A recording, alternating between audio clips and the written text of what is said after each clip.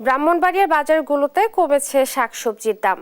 আরো জানাতে সরাসরি যুক্ত হচ্ছেন সহকর্মী মেহেদী নূর পরশ। পরশ, আপনি তো বাজারে রয়েছেন, আপনার কাছে জানতে চাইবো যে দাম কমায় ক্রেতাদের মাঝে কি কিছুটা স্বস্তি ফিরেছে কিনা জানাবেন। হ্যাঁ ইশরাত, আপনাকে জানিয়ে রাখি যে গত 1.5 থেকে 2 মাস ধরে যে ব্রাহ্মণবাড়িয়ার যে সবজির বাজার দর নিয়ন্ত্রণে রয়েছে, এতে করে নতুন করে কোনো শাকসবজির দাম বাড়েনি।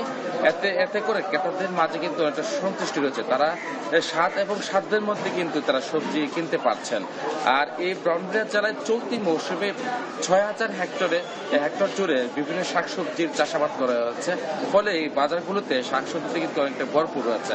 প্রত্যেকটি শাকসবজি কিন্তু আগের থেকে অর্ধেকের চেয়ে দাম নিচে নেমেছে।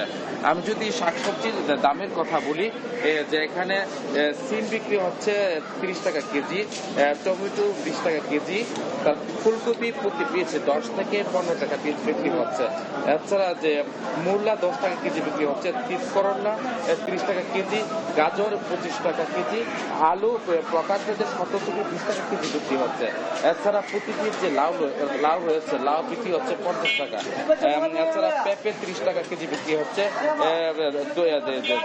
এর প্রত্যেকটি শাকসবজির দামে কিন্তু আগের চেয়ে অনেক কমেছে।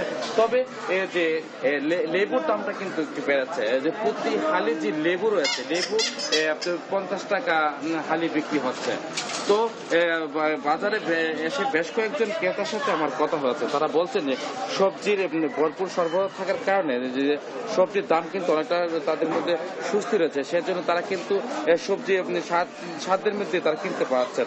তারা একটা বিষয় দাবি জানিয়েছেন যে এই সামনে কিন্তু রমজান মাস আসছে, এই রমজান মাসে যাতে শাকসবজির দাম যাতে না বাড়তে পারে, তারা কিন্তু সংশ্লিষ্ট যে দপ্তরগুলোর কাছে যে দাবি জানিয়েছেন যে তার জন্য মনিটরিং কার্যক্রম জোরালো করা হয়। তো এই বিষয়ে যে ভোক্তা অধিদপ্তরের সাথে আমার কথা হচ্ছে, তিনি বলছেন যে শাকসবজির দাম যেন স্বাভাবিকই থাকে, যদি কেউ যদি সিন্ডিকেট তৈরি করে না বাড়াতে পারে, তারা সেই জন্য তারা মনিটরিং কার্যক্রম রাখছেন।